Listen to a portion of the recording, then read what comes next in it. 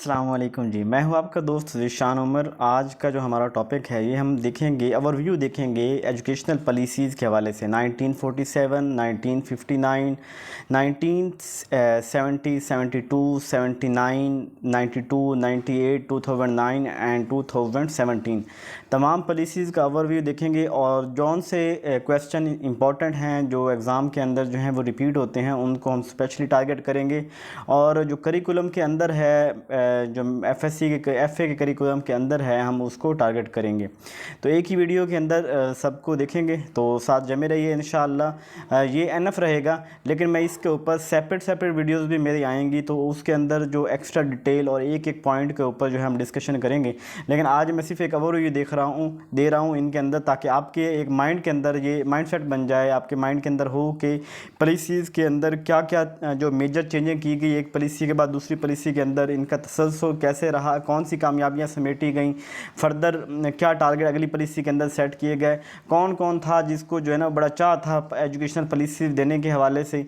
तो इसके मुतल्लिक हम जो है आज बात करेंगे। देखिए, पहली जो पॉलिसी है वो 1972 की है। अच्छा, यहाँ पे याद रख लीजिए कि जो 1947 है, 1940 जब पाकिस्तान बना था, तो जब पहली एजुकेशनल पॉलिसी, इसको कॉन्फ्रेंस बोला जाता है कि इसके यानी एजुकेशनल कॉन्फ्रेंस के सब लोगों को एक कॉन्फ्रेंस की सूरत में इकट्ठा किया गया और वहाँ सोचा गया कि हम फ्यूचर के अंदर कैसी पॉलिसी बनाएंगे, हमारा एजुकेशन का निज़ाम कैसा होगा। तो पहली जो है वो उसको यहाँ याद रख लीजिए कि हमारी जो तमाम एजुकेशन पॉलिसीज़ हैं, पहली को कॉन्फ्रेंस कहते हैं 1947 को, उसके बाद 1959 को कमीशन कहते हैं, बाकी तमाम के साथ पॉलिसीज़ होता है। यानी आपसे पूछा जाए कि एजुकेशन कमीशन का इकलौता एजुकेशन कमीशन है वो 1959 का है। एजुकेशन कॉन्फ्रेंस की बात हो तो एक ही है, वो 1947 के अंदर है, बाकी इसके अलावा सारी पॉलिसीज़ हैं। एजुकेशन कॉन्फ्रेंस 1947 पाकिस्तान बनने के बाद, पाकिस्तान जो है वो आज़ाद होने के बाद, जो यहाँ पे मतलब जो हमारे हिस्से में आया, तो उसके बाद सोचा गया कि फौरी तौर पे एजुकेशन की कोई निज़ाम मुतारफ़ करवाया जाए, कोई नया निज़ाम लेके आया जाए। तो उस वक़्त जो है कायदे-ए-आज़म गवर्नर जनरल थे और जो है लियाकत अली जो है वो वज़ीर आज़म थे, और इसके अलावा जो एजुकेशन मिनिस्टर थे वो फजलुर रहमान थे। तो उनकी निगरानी के अंदर जो है वो एजुकेशनल कॉन्फ्रेंस मुनक़िद हुई और ये 27 नवंबर 1947 को स्टार्ट हुई और 1 दिसंबर 1947 के अंदर ये एंड हुई और कराची के अंदर हुई थी। कायदे-ए-आज़म जो है उस वक़्त वो पार्टिसिपेट नहीं कर सके थे, लेकिन कायदे-ए-आज़म ने अपना मैसेज जो है वो दिया था, जिसको इस कॉन्फ्रेंस के अंदर पढ़ के सुनाया गया था। ठीक है, यानी कायदे-ए-आज़म खुद शिरकत नहीं की थी, कायदे-ए-आज़म का मैसेज पढ़ के सुनाया गया था। 1947 के अंदर कराची के अंदर जो है ना ये हुई थी फजलुर रहमान की ज़ेर निगरानी के अंदर। ठीक है, अच्छा, अब इसके अंदर क्या क्या बातें की गई। एक तो इसके अंदर ये कहा गया कि नेशनल आइडियालॉजी इज़ इस्लाम, के इस्लाम ही पाकिस्तान का नज़रिया होगा, कोई सेकुलर नज़रिए की बात नहीं हुई, किसी और नज़रिए की बात नहीं हुई। तो आइडियालॉजी जो होगी वो कौन सी होगी, वो इस्लामिक आइडियालॉजी होगी। इसके अंदर 10 कमेटीज़ बनाई गई, यानी जो कॉन्फ्रेंस हुई थी उसके अंदर 10 कमेटी बनाई गई थी, जिनका काम ये था कि वो एजुकेशन की जो प्रोग्रेस है, जो एजुकेशन की तरक्की होगी, इसके ऊपर एक रिपोर्ट भी देंगे और रिकमेंडेशन देंगे कि फ्यूचर के अंदर एजुकेशन को किस तरफ लेके जाया जाए। यानी करंट एजुकेशन सिस्टम के ऊपर वो एक तो देखेंगे कि अब एजुकेशन सिस्टम कैसा है, उसको उसकी तरक्की को देखेंगे, कैसे ये आगे चल रहा है, और फिर एक उसके मुताबिक रिकमेंडेशन भी देंगे। ठीक है, इसके अलावा पाकिस्तान, नज़रिए पाकिस्तान, यानी पाकिस्तान हमारा वजूद में आया, लोगों के दिलों में पैट्रियटिज़म पैदा करना, लोगों के दिलों में पाकिस्तान की साख का महफूज करना, पाकिस्तान की मुखालफत से मैंने बताया, लोगों को पाकिस्तान के मुतल्लिक़ उनके अंदर मोहब्बत, जज्बा हुब्बुल वतनी पैदा करना, इस नज़रिए को, पाकिस्तान के नज़रिए को बढ़ाना, ये भी पर्पज़ था। जो माइनॉरिटीज़ पाकिस्तान के अंदर रह गई हैं उनको बराबर के हकूक़ दिए जाएंगे, उनको प्रोटेक्ट किया जाएगा, उनको किसी किस्म का हार्म जो है वो नुकसान नहीं पहुंचाया जाएगा। जो अर्ली एजुकेशन है, यानी बच्चों की एजुकेशन, उसको कहा गया कि ये फ्री होगी और मैंडेटरी करार दी जाए। इसके अलावा अडल्ट एजुकेशन, तालीम बालगा जिसे कहते हैं, कि वो लोग जो बड़े हैं, पढ़े लिखे नहीं हैं, उनके लिए जो है बाकायदा तालीम बालगा का निज़ाम जो है मुतारिफ़ करवाया जाए। इसके अलावा लोगों को गुड सिटीज़न से मुराद ये है कि वो लोगों को कानून को मुताबिक ज़िंदगी गुजारना, जो असूल, जो राइज हैं, जो पाकिस्तान की जो नज़रिया है, यानी पाकिस्तान का नज़रिया हो गया, इस्लाम का नज़रिया हो गया, जो असूल ज़वाबित कवानीन हैं उनको एक्सेप्ट करना, ये लोगों के अंदर जो है वो ये चीज़ पैदा की जाए तो इसको गुड सिटीज़न कहा जाता है, गुड सिटीज़नशिप यानी कि करना। इसके अलावा उर्दू जो है वो नेशनल लैंग्वेज होगी और उर्दू लैंग्वेज को प्रमोट किया जाएगा और इंग्लिश को ग्रेजुअली जो है रिड्यूस किया जाएगा, यानी इंग्लिश जो एक नेसेसरी मैंडेटरी हिस्सा बन गई इसको आहिस्ता आहिस्ता ख़त्म किया जाएगा और उर्दू की लैंग्वेज को आहिस्ता आहिस्ता ज़्यादा किया जाएगा। ये इनके पर्पसेस के अंदर, ये इनके एजेंडा के अंदर शामिल थी। औरतों की एजुकेशन को जो है वो ख़ास प्रेफरेंस दी जाएगी, उनके लिए अलग स्कूल बनाए जाएंगे, उनके लिए जो है ना उनको फैसिलिटेट करने के लिए हर तरीके इख्तियार किया जाएगा। साइंस और वोकेशनल एजुकेशन, साइंस और फ़नी एजुकेशन जो है वो भी प्रमोट की जाएगी और इसके अलावा टीचर्स ट्रेनिंग, टीचर्स को जो है उनको ट्रेन किया जाएगा, टीचर्स की सैलरीज़ बाकायदा मुकर्रर की जाएंगी, टीचर्स को जो है ना वो उनको फैसिलिटेट किया जाएगा, उनके जो टीचर अच्छी परफॉर्मेंस देगा उसको जो है वो ईयरली जो है उसको रिवार्ड दिया जाएगा। ये कुछ जो सीधे सीधे नुकात थे 1947 की पॉलिसी के अंदर। और इसके बाद ये बात भी ज़हन नशीं रख लें कि 1947 के अंदर ये कॉन्फ्रेंस हुई, फिर 1951 के अंदर कहा गया जी कि हम 6 साल एजुकेशन मनसूबा लेके आने वाले हैं। अब 6 साल एजुकेशन मनसूबा जो है वो कहाँ से था कि 1951 से लेके 1957 तक। अब वो तो जब ये 51 वाला सोचा गया, 51 से 57 तक हम 6 साल मनसूबा दे रहे हैं, तो जो पिछला था 1947 वो तो अपनी अफादियत खो बैठा, यानी उस वक्त उसको वहीं स्टॉप कर दिया गया और नए एजुकेशन मनसूबे को आगे लेके आया गया। लेकिन अनफॉर्चुनेटली कि ये जो 51 से 57 तक था, ये भी जो है वो टाइम के साथ ख़त्म हो गया, इसको बाद में इसको यानी ये भी फेल हो गया और ये न चल सका, क्योंकि आपको पता है कि शुरू पाकिस्तान में जो है वो मुख्तलिफ इस अदवार के अंदर तकरीबन 10 के करीब तो जो है वो वज़ीर आज़म जो हैं वो तब्दील हुए हैं, किसी न पॉलिसी को तसलसल रहा, न मुल्क के अंदर किसी और चीज़ का जो है प्रॉपर तसलसल रहा, तो ये फेल हो गया। फिर 1959 के अंदर दोबारा जो है एजुकेशन पॉलिसी दी गई जिसे हम एजुकेशन कमीशन बोलते हैं, ठीक है, ये थी हमारी। इसके बाद जो सेकंड है कमीशन, नेशनल एजुकेशन कमीशन 1959। अब नेशनल एजुकेशन कमीशन 1959 ये अक्टूबर 1958 के अंदर जब अयूब खान ने मार्शल लॉ लगाया, हुकूमत संभाली, तो उसने कहा, उसने एक जो है वो बेंच मुकर्रर किया कह लें, या उसने एक कमीशन बनाया जो एजुकेशन में इस्लाहात के ऊपर एक जामे रिपोर्ट देगा। याद रख ले 1959 को मैग्ना कार्टा ऑफ सब कॉन्टिनेंट भी कहा जाता है एजुकेशन सिस्टम के अंदर, कि एक डिटेल प्लान, एक डिटेल एजुकेशन के ऊपर 1959 के अंदर जो है वो बात हुई थी। ये SM शरीफ जो है वो एजुकेशन मिनिस्टर थे, यानी सेक्रेटरी एजुकेशन थे, मिनिस्टर नहीं थे, सेक्रेटरी एजुकेशन थे SM शरीफ। उन्होंने 1959 के अंदर, अब जब से ही अयूब खान ने हुकूमत संभाली तो उस वक्त उसने कह दिया कि एक रिपोर्ट बना के लेके आओ, और SM शरीफ ने 1959 के अंदर जो है वो रिपोर्ट पेश की थी। और उस वक्त ये अयूब खान जो थे वो प्रेसिडेंट थे और सेक्रेटरी SM शरीफ थे जिसने ये दिया था, ठीक है। इसके अलावा ये फर्स्ट रिपोर्ट थी एजुकेशन के ऊपर और एक ब्रीफ रिपोर्ट थी, एक जामे रिपोर्ट थी एजुकेशन के ऊपर। अच्छा, इस 1959 के कमीशन के अंदर क्या क्या बातें की गई एजुकेशन के अंदर किस तरह की इस्लाहात की बात की गई। एक तो गाइडेंस और काउंसलिंग जो है इसको मुतारिफ करवाया गया कि मुशावरत का, काउंसलिंग का जो है वो सिलसिला जो है वो शुरू किया जाए, लोगों को गाइडेंस प्रोवाइड करना, रहनुमाई करना एक अच्छे शोबे की तरफ, एक अच्छे तालीम की तरफ वो। इसके अलावा एग्जामिनेशन सिस्टम मुतारिफ करवाया गया कि 40% जो है परसेंटेज पासिंग मार्क्स होंगे। इसके अलावा जो 60% से अबव लेगा वो फर्स्ट डिवीजन होगी, जो 60 से कम लेगा वो सेकंड डिवीजन होगी, जो 50 से कम लेगा वो थर्ड डिवीजन होगी, यानी जो डिवीजन मुतारिफ करवाया गया, जो एग्जामिनेशन शफाफ इम्तिहानात का सिस्टम मुतारिफ करवाया गया, जो पासिंग मार्क्स डिसाइड किए गए, ये 1959 की पॉलिसी के अंदर किए गए थे। इसके अंदर कहा गया था ये जो BA होता है, FA के बाद BA जो हम 2 साल करते हैं, इसको ख़त्म करके जो है 3 साल कर दिया गया कि BA जो है ना अब 2 साल का नहीं होगा बल्कि BA 3 साल का होगा। लेकिन चूँकि स्टूडेंट के प्रोटेस्ट की वजह से ये इम्प्लीमेंट ना हो सका और BA 2 साल का ही रहा। ये यानी जस्ट बातों में ही हुई थी, बातें ही की गई थी लेकिन इम्प्लीमेंट नहीं किया जा सका था। उर्दू को जो है वो तमाम सूबों के अंदर उर्दू बोली जाएगी, उर्दू ही पढ़ाई जाएगी, उर्दू एक लाजमी सब्जेक्ट यहाँ होगा, ठीक है। बोर्ड जो है वो बनाया गया था intermediate board of secondary education, जो आज हर डिवीजन के अंदर हैं। उस वक्त भी बोर्ड बनाए गए थे जो 9th 10th 11th 12th के एग्ज़ाम लेंगे, यानी सेकेंडरी और हायर सेकेंडरी के एग्ज़ाम जो हैं वो बोर्ड्स लेंगे। और ये कब ऐलान किया गया? 1959 के अंदर। और कब बनाया गया? 1962 के अंदर ये बनाए गए थे। कितनी कमेटी बनी थी वो 10 हमने पहले बात कर ली है। नेशनल एजुकेशन पॉलिसी 1970 में आ जाते हैं। इस वक्त कौन था हमारे पास? उस वक्त था हमारे पास याह्या खान जो प्रेसिडेंट था, और याह्या खान का जो एजुकेशन मिनिस्टर बनाया था वो एयर मार्शल नूर खान था, यानी जिसने मेरे ख्याल एयर मार्शल कहते हैं कि वो ये PIA में एक ओहदा होता है तो वहाँ पे, तो ये 1970 के अंदर इसको एक्सेप्ट किया गया। याद रख लें ये वाला कहीं कभी इम्प्लीमेंट ही नहीं हुआ। मुझे पसंद है, एक अच्छा एक एजुकेशन ये कॉन्फ्रेंस थी, सॉरी यहाँ पे एजुकेशन कॉन्फ्रेंस लिखा गया, ये नेशनल एजुकेशन पॉलिसी होना है, शायद कॉपी पेस्ट की वजह से इस तरह हो गया। अच्छा, एक एजुकेशन पॉलिसी होना, ठीक है, और 1970 के अंदर जो है इसको प्रेजेंट किया गया।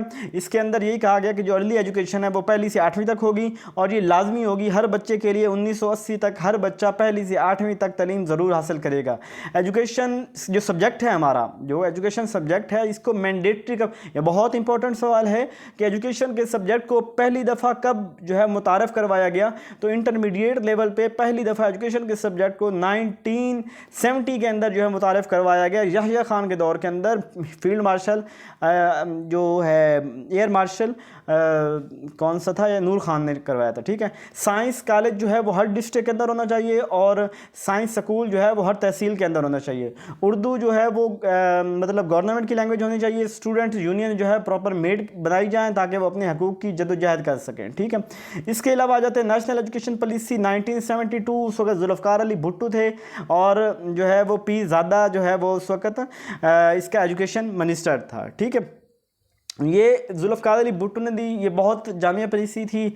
बहुत से लोग जो हैं, बहुत से एजुकेशनिस्ट इस पॉलिसी को बहुत पसंद करते हैं और हर कोई इसका नाक़िद है, लेकिन मेरी नज़र में मुझे जो लगती है आज के दौर को देखते हुए 1979 या 78 वाली जो पॉलिसी है मुझे वो ज़बरदस्त लगती है। लेकिन बहुत से जो लोग हैं वो 1972 की पॉलिसी को पसंद करते हैं।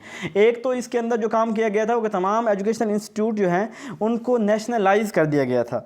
नेशनलाइज से मुराद ये है कि जितने प्राइवेट इदारे हैं, गवर्नमेंट के इदारे हैं, वो सारे गवर्नमेंट के मतहत आ जाएंगे। उनके असातिज़ा को तनख्वाहें गवर्नमेंट देगी, जो उनके मालकान हैं उनको कुछ नहीं मिलेगा, वो बिल्कुल साइड पे हो जाएंगे। तालीम गवर्नमेंट ही देगी, तालीम मुकम्मल तौर पे गवर्नमेंट जिम्मेदारी होगी, कोई प्राइवेट उसके अंदर शामिल नहीं होगा। तो ये उन्होंने ये काम किया था। और इसके अलावा एजुकेशन जो है वो मैट्रिक तक फ्री कर दी जाएगी। पहले उन्होंने कहा कि 1972 तक हम 8th क्लास फ्री करते हैं, अक्टूबर 1974 तक हम मैट्रिक फ्री कर देंगे, यानी मैट्रिक की फ़ी नहीं होगी। यहाँ सिर्फ फ़ी की बात है, बाकी किताबें, बस्ते, बैग, ये सारी चीज़ें उस वक्त ये इसकी बात नहीं की गई थी। यानी एजुकेशन की जब फ़ी जो है ना 9वीं 10वीं ये ख़त्म कर दी जाए और 8वीं तक ये फ़ीस ख़त्म कर दी जाए। 1979 के अंदर कहा गया कि आल बॉयज़ जो हैं वो, और 1984 तक आल गर्ल्स जो हैं वो स्कूल के अंदर उनको फ्री एजुकेशन दी है और वो वहाँ पर वो दाखिला लें। 1980 के अंदर वोकेशनल और टेक्निकल एजुकेशन इंट्रोड्यूस करवाई गई। 1980 के अंदर वोकेशनल और टेक्निकल वोकेशनल, फिर कहा गया कि वोकेशनल 40%, साइंस 30 और आर्ट्स 30, यानी लिमिट लगाई गई कि 30% लोग जो है वो साइंस के अंदर दाखिला ले सकेंगे, 30% आर्ट्स के अंदर और 40% वोकेशनल एजुकेशन के अंदर दाखिला ले सकेंगे, ठीक है। ये इसके अंदर जो है वो मुतारफ़ करवाया गया। इसके अलावा कहा गया पीपल ओपन यूनिवर्सिटी, ये जिसे हम अल्लामा इकबाल यूनिवर्सिटी कहते हैं, ये जुल्फ़िकार अली भुट्टो ने 1972 के अंदर, 74 के अंदर ये बनी और 77 के अंदर इसका नाम जो है वो चेंज करके अल्लामा इकबाल ओपन यूनिवर्सिटी रख दिया गया था। नेशनल बुक फाउंडेशन 1972 की पॉलिसी के अंदर बनाई गई थी, जिसके अंदर बुक्स को पब्लिश करना, बुक्स की ट्रांसलेशन करना, बुक्स के हवाले से सारे काम करते थे। फिर उसके बाद 10th और 12th के जो है ना वो एग्ज़ाम वो बोर्ड देगा। ये फाइनल डिसाइड किया गया कि कोई एग्ज़ाम 10th और 12th का कोई स्कूल, कोई कॉलेज, कोई इंडिपेंडेंट इदारा, कोई इंडिविजुअल इदारा नहीं लेगा, वो जो है वो वो बोर्ड ही लेगा। फिर कहा गया सितंबर 1972 तक तमाम कॉलेज और अक्टूबर 1974 तक तमाम जो है इदारे नेशनल, यानी आपको पहले बात की गई है कि इन्होंने सारे इदारों को क्या कर दिया, नेशनलाइज कर दिया। आर्मी क्योंकि हम 71 की जंग हारे थे तो उसके बाद जो है वो फौजी ट्रेनिंग ज़रूरी थी।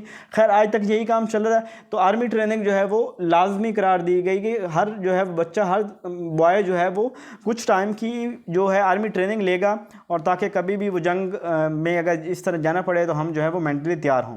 यूनिवर्सिटी ग्रांट कमीशन, जिसे आज HEC कहते हैं, HED कह लें, HEC कह लें, हायर एजुकेशन कमीशन, ये 1959 के अंदर पहले रेकमेंड किया गया था, लेकिन प्रॉपर 1972 के अंदर दोबारा इसको जो है वो एस्टैब्लिश करने के बारे में कहा गया। इसको बाद में 2002 के अंदर इसको हायर एजुकेशन नाम कर दिया गया था। इसके काम क्या है, इसका काम ये हायर एजुकेशन कमीशन का काम ये है कि डिग्री जारी करना, यूनिवर्सिटीज़ को चेक करना, स्टैंडर्ड को चेक करना, टीचर्स की ट्रेनिंग करवाना, यानी सारा हायर एजुकेशन के ऊपर चेक एंड बैलेंस जो होता है वो इसका होता है। और स्कॉलरशिप देना, टीचर एड वगैरह, और इस तरह यानी बहुत से काम इसके होते हैं।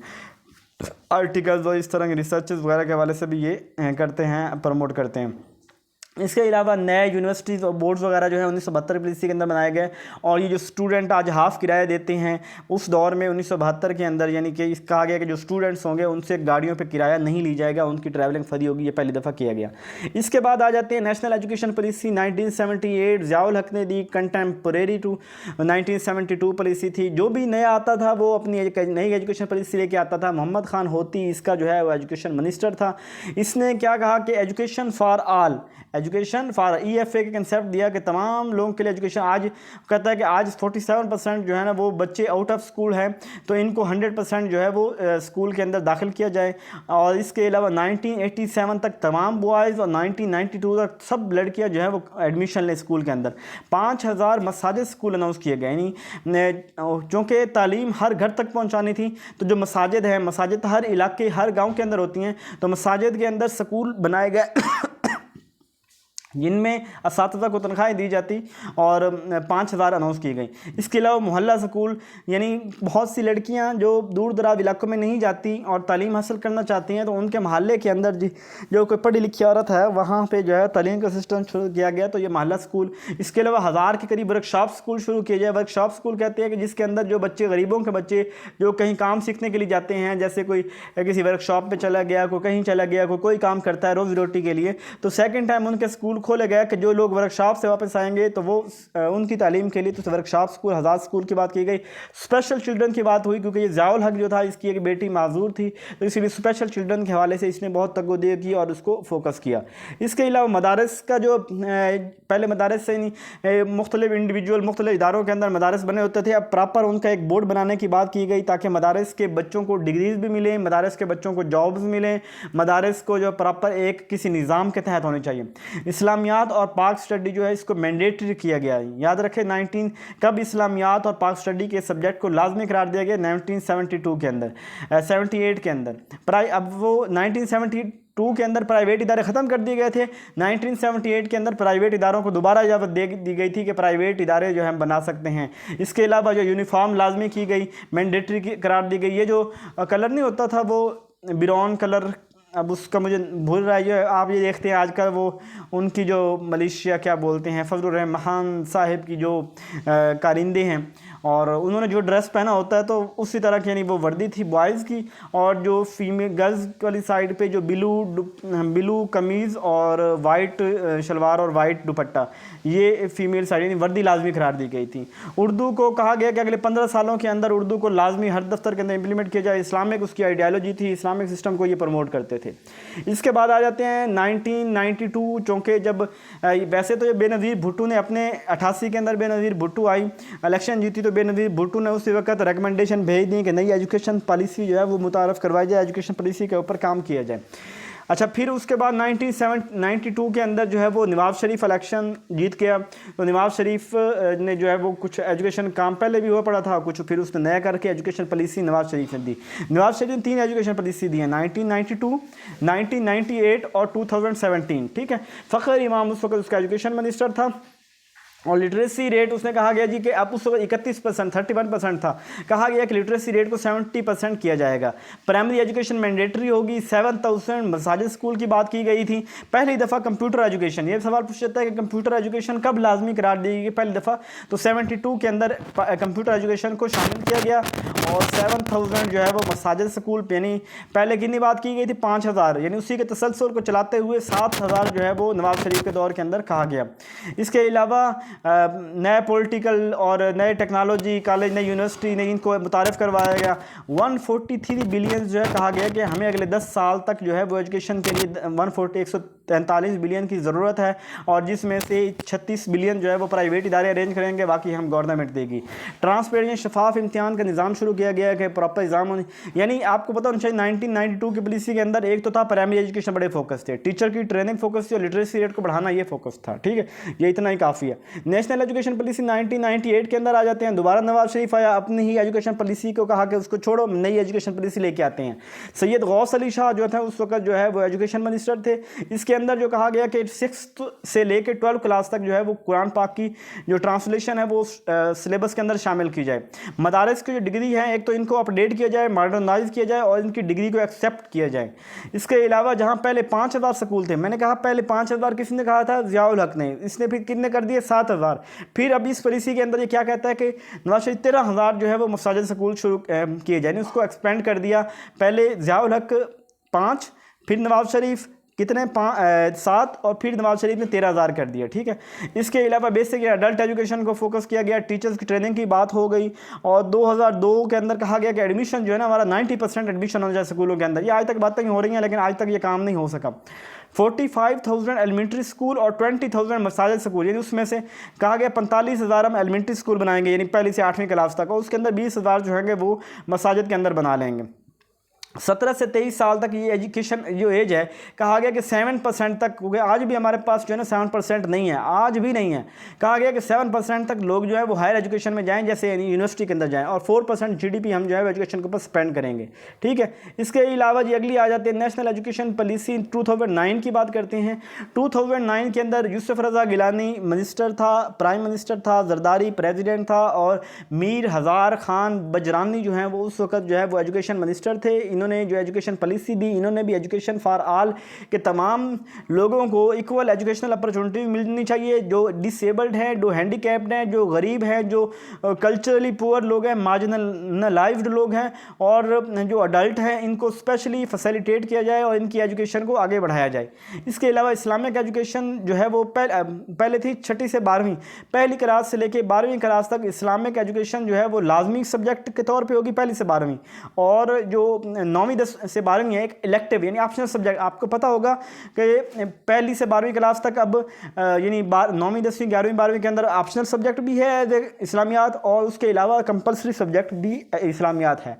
अर्ली चाइल्ड एजुकेशन जो 3 से 5 साल पहली दफ़ा बात की गई, 3 से 5 साल एजुकेशन के हवाले से, और करिकुलम भी इनका इसी का अलग होना चाहिए। इसके अलावा अपना घर स्कूल प्रोविंशियल लेवल पर बनाया जाए और जिसका मकसद ये था ड्रॉप आउट रेट को कम करना था। इसके अलावा स्किल्ड बेस्ड एजुकेशन होनी चाहिए सेकेंडरी लेवल के ऊपर, जिसके अंदर कोई ना कोई हुनर सिखाया जाए। नेशनल मेरिट प्रोग्राम शुरू किया गया कि जो बच्चे अच्छे नंबर लेंगे उनको जो है वजीफ़े दिए जाएंगे, उनकी हौसला अफजाई की जाएगी। स्टूडेंट सेंटर क्लासरूम होने चाहिए, बच्चों के जो है ना यानी जब मार नहीं प्यार वाली बातें शुरू हो गई थी। इसके अलावा हायर सेकेंडरी जो स्कूल पहले होती थी जो 11वीं 12वीं कॉलेज के अंदर होती थी, अब कहा गया कि 11वीं अभी आपको SS SSS यानी हायर सेकेंडरी स्कूल्स हैं, वहाँ पे क्या किया गया कि वो 11वीं 12वीं को जो है वो वहाँ मुतारफ़ करवाया गया। फ्री प्राइमरी एजुकेशन कहा गया 2015 तक करेंगे और फ्री जो सेकेंडरी एजुकेशन हम 2025 तक करेंगे।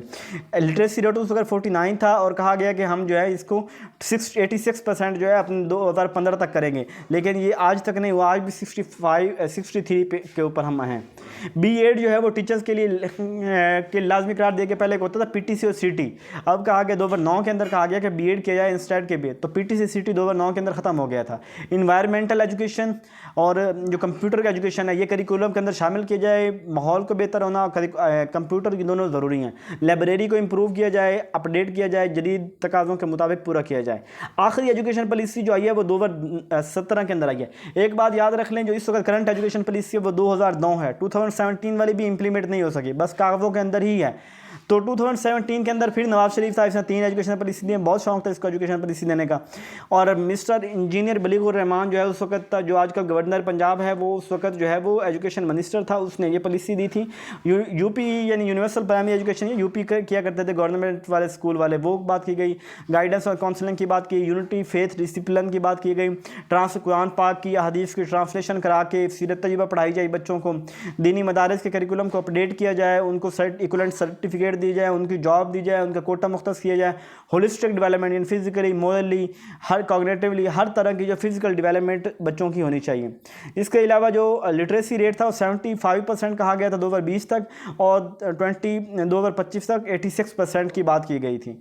और इसके अलावा आर्टिकल 25 की इम्प्लीमेंटेशन की बात की। आर्टिकल 25A क्या है? आर्टिकल 25A है कि 6 से लेके 15 साल तक और पहली क्लास से लेके 10वीं क्लास तक तमाम बच्चों को फ्री एजुकेशन देना गवर्नमेंट की जिम्मेदारी है। जीडीपी को भाई जो आज 1.5% हो रहा है, 2%, इसको 4% किया जाए।